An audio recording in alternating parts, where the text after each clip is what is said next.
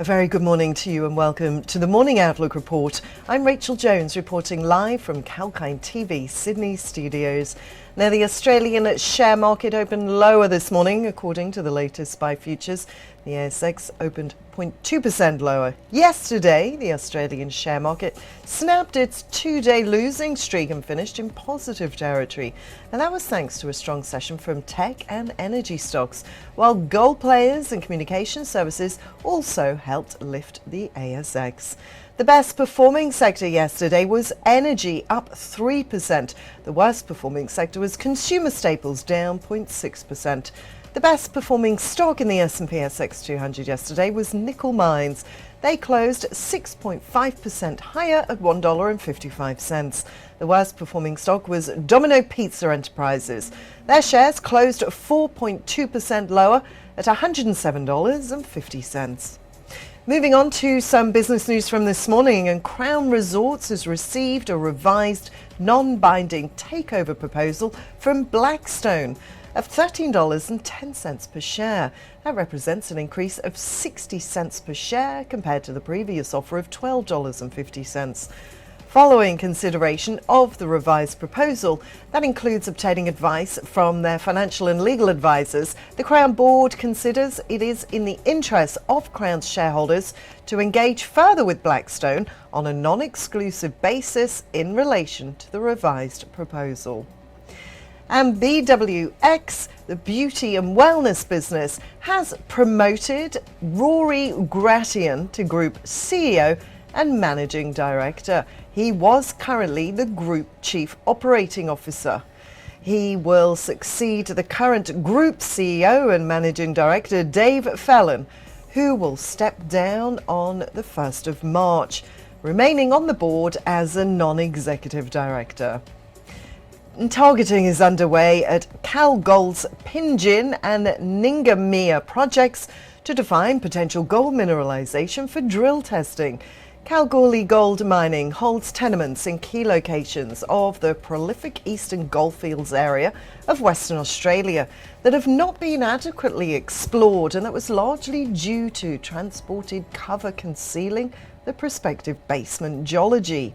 Pinjin, which is a long strike from Ramelius Resources, recently acquired Lake Rebecca, and Ningamia, which is adjacent to the Mount Charlotte and the supergiant Golden Mile deposits at Kalgoorlie. They're the first of Kalgold's projects to undergo detailed assessment outside of the lead Boolong Taurus project.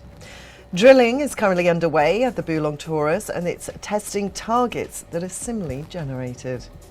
We're going to take a short break here now, but stay tuned for everything you need to know to trade today.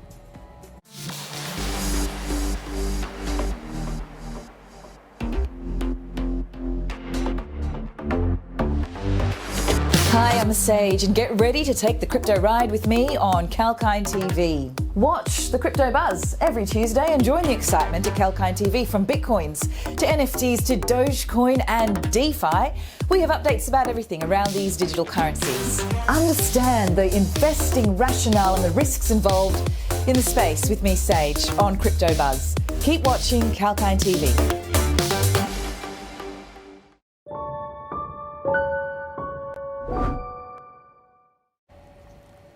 Welcome back. I'm Rachel and you're watching the Morning Outlook Report.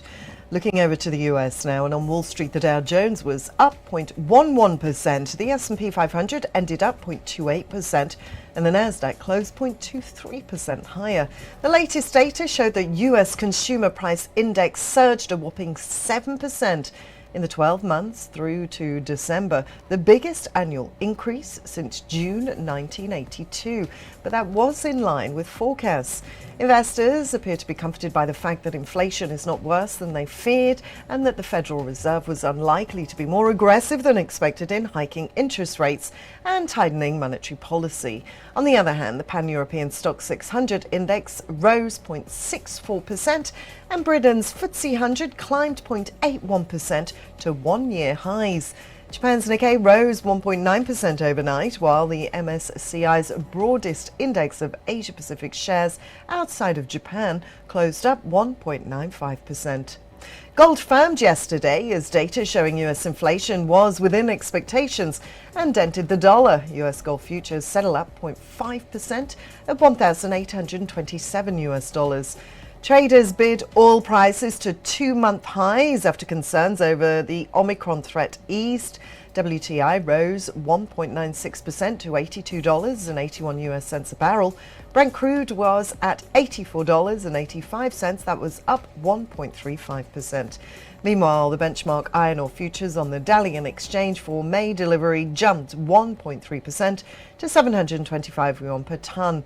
Spot prices of iron ore within 62% iron content for delivery to China rose $1.50 to $129 a tonne on Tuesday. That's all for our Morning Outlook report here on Kalkine TV. Have a great day trading. Stay tuned for more market updates and economic news live throughout the day. This is Rachel signing off for now.